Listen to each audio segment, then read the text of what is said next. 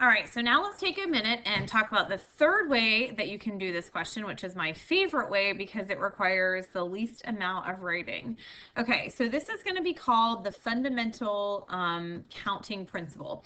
So what the fundamental counting principle does is it tells us that if one event occurs in m ways, and I'll talk about what this means, and another event occurs in n ways, then the number of ways that both events occur is m times n.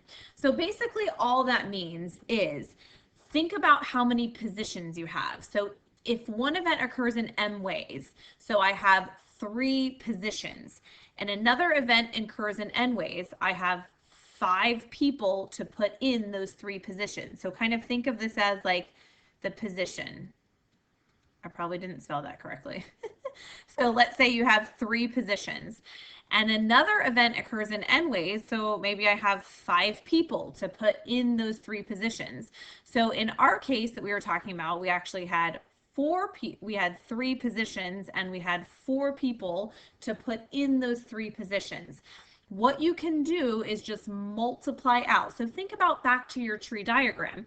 When we looked at our tree diagram at the end of the branches, okay, we basically added up our answers to get 24, but let's think about all of the possibilities. Look at chair 1. How many different possibilities were there for chair 1? There were a total of 4 that I could choose from. I had 4 people I could put in chair 1. Now let's think about chair 2. Chair 2 had 3 different people coming out of each of the branches because when I got to chair 2, okay, I only had 3 people to choose from because I've already used somebody in chair 1. Now let's think about chair 3. At the end of these branches, I only had 2 choices because I had a total of 4. 1, 2, 3, 4 if I make tally marks. I've used a person in chair 1, I've used a person in chair 2, so for chair 3, I only have a total of 2 people left for the chairs. Okay, so basically that's what the fundamental counting principle tells us, is I always write out the positions. Okay, so think about this as position 1. How many different people or how many different ways can position 1 occur? This is position 2. How many people can you put in position 2? Here's position 3. How many different people can you put in position 3? So in our chair problem, think about event 1 is basically chair 1. So how many people could sit in chair 1? Well, 4 people could sit in chair 1. Event 2 is chair 2. So how many people could sit in chair 2? Well, only 3 because I've already used one for chair 1. Now how about event 3? So that's my third chair. How many people did I have left to choose from? I only had 2 left to choose from, which gives me a total of 24. Okay, you're going to multiply 4 times 3 times 2 to get a total of 24. Okay, now notice that's different from a factorial because a factorial goes all the way down to 1. A factorial would say there's 4 people in 4 chairs. Okay, this is called a the fundamental counting principle because you're using basically you have more people than there are positions. If that doesn't make sense to you, just ignore what I said. Okay, now what if we had 5 people in 3 chairs, 5 people in 4 chairs, 10 and 6, and 10 and 10? Okay, so what I would like you to do is take a second, try this, hit pause, and when you're ready to see the solution, go ahead and hit play. All right, let's see how you did. So 5 people in 3 chairs, write out your position, position 1, position 2, position 3. So think of this as chair 1, chair 2, chair 3. I have 5 people to put in the first one, use 1, then 4, use 2 of them, so I only have 3 people left. Multiply that to give you 60. 5 people in 4 chairs, so I'm going to draw chair 1, chair 2, chair 3, chair 4. I have 5 people to choose from for the first one, and then since I'm using 1 every time, I'm decreasing it each time to get 120.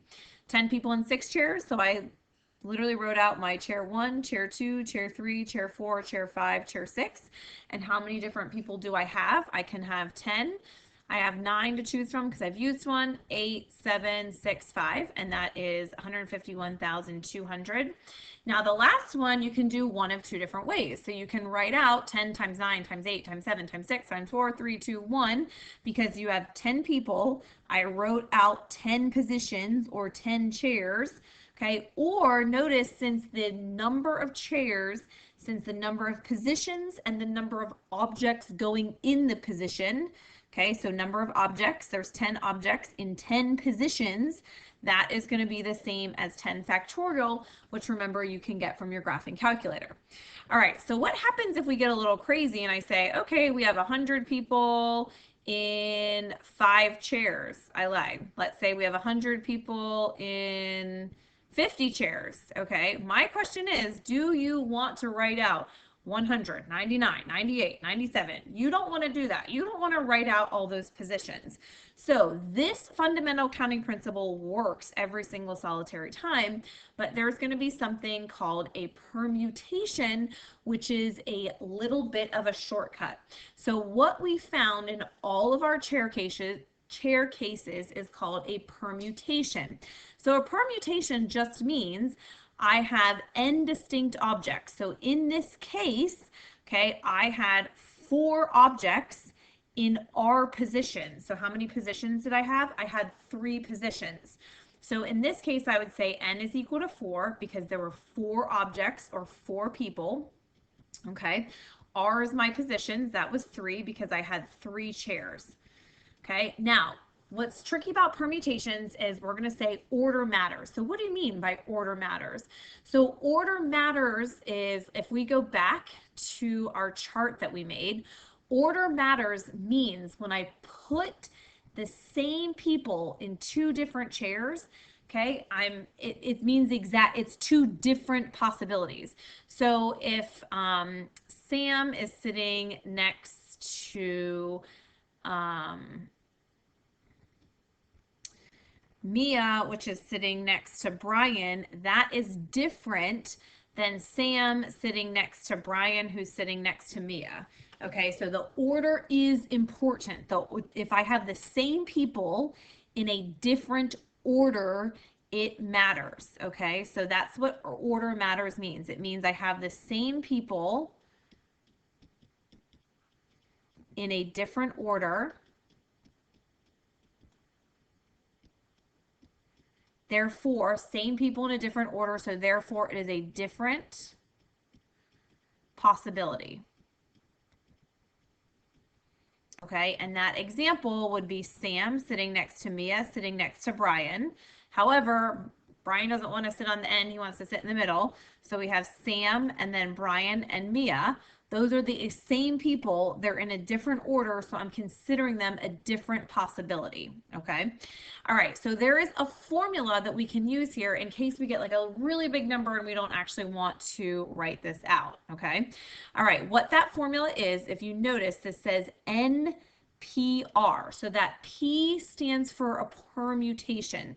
So in this case, when I write 4P3, that's going to tell us I have 4 people in 3 positions.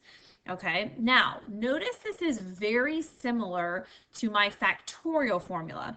The formula here is n factorial over n minus r factorial. And I remember it when I'm writing the formula out as whatever's on the left, which is 4 factorial, all over, then I just subtract these 2 right here, which is 4 minus 3 factorial. So if I were to write this out, this would be 4 times 3 times 2 times 1, all divided by 1 factorial, because 4 minus 3 is 1, 1 factorial is 1, those cancel, which actually in this case is the same. Okay, and that's going to give us 24. Okay, so what that bottom number does is that kind of cancels out. That's kind of like dividing by the fact that we don't have everybody in those last certain number of positions. I'm sort of getting rid of the people in those positions. Now, what you can also do is you can do this on your graphing calculator. Okay, all right, so if you have your graphing calculator, what you're going to do is you are going to do math again because we're dealing with math. Okay, then you're going to go over to probability once again and notice how we have NPR. So you're going to hit enter. Now my calculator, I have to type in the number first. So I have to type in 4, okay, and then go to math, and then go to probability, and then go to number 2, and then type in my 3. okay, and hit enter, and that's going to give me 24. Your calculator might be a little bit differently. You might not have to type in that 4 first. Okay. All right. So remember that is sometimes you have to type in your number. So you're going to type in the number, and then you're going to go to math, and then you're going to go to probability, and then you're going to go to number 2, okay, which says NPR. Okay, and then you're going to type in your second number and hit enter, and it'll give you your answer. Okay, so what I would like you to do, oh, I have a saying here. So pom pom. I have a student, Matt, many years ago, who came up with pom pom. Permutation order matters, because we're going to get to something next where the order is not going to matter. So pom pom, permutation, order matters. So what I want you to do is I want you to try these 3 practice questions, okay? And in the next video, I will go over the answers. So go ahead, hit pause, try them. Either check your answers on Blackboard, or I'll be back in the next video for you to check your answers.